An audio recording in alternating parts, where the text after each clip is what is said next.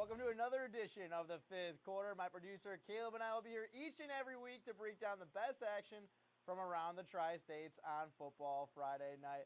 Let's start off with our Reedy on the road game. It was a good one and a big CCC matchup between two unbeaten teams. Monroe City traveling to South Shelby. Let's get right into the action. Right out of the gates, Monroe City establishing the rushing attack.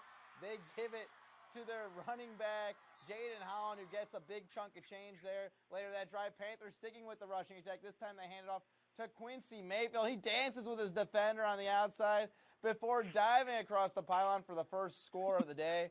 On the other end, South Shelby's first play from scrimmage. They give it to Kendall Hammond, and boy, did he have a day. He takes it all the way to the house to even up the score.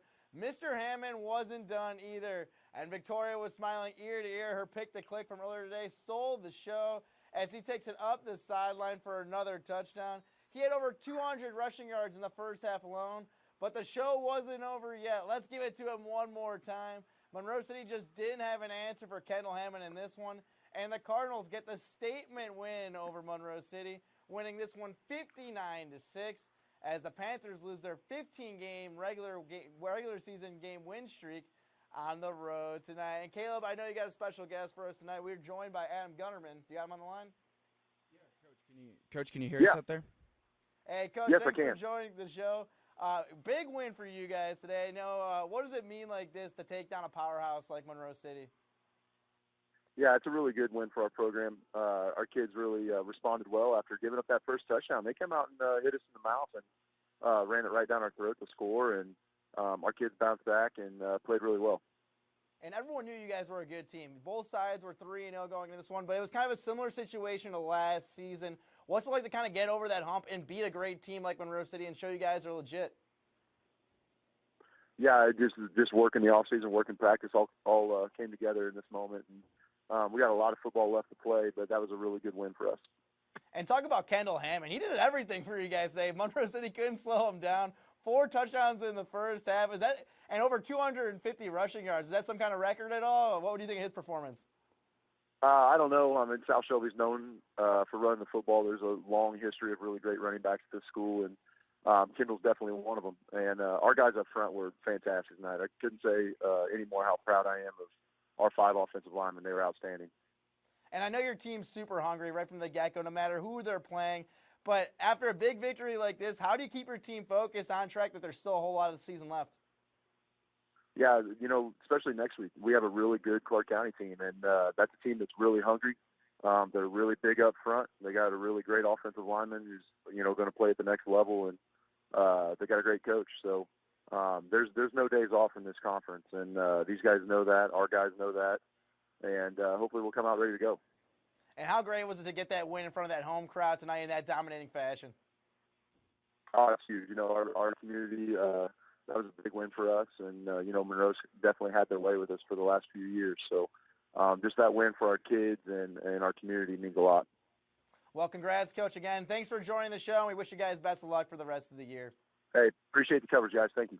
No problem.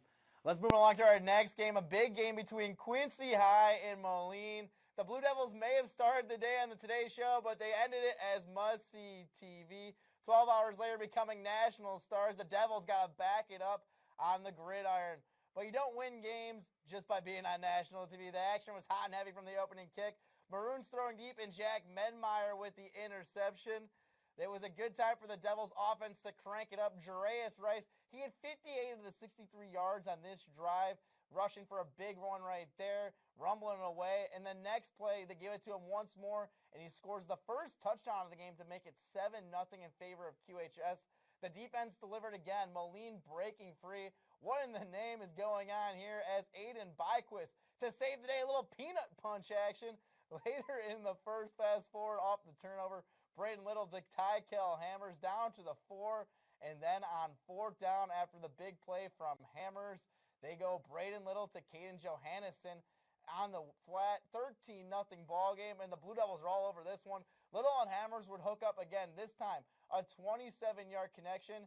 In the end of this one, Quincy High wins 34-27 and stay undefeated on the year. Caleb, it was a great one today, and obviously a big day for Quincy High. Yeah, Brendan, I know this is your show. I'm more behind the scenes. But this morning, we were both out there with the Today Show, me on the producing end, you on the Today Show. So tell me, like, what was that like, getting to see Quincy be in that spotlight? Well, it was an awesome opportunity for the community. I mean, you get to see the marching band, you get to see the cheerleaders, you get to see the team. It was a really cool, great opportunity to show Quincy in a great light, and they are a really good team. And for a small town like Quincy to get that national spotlight, I know these are something the kids are going to remember for the rest of their lives.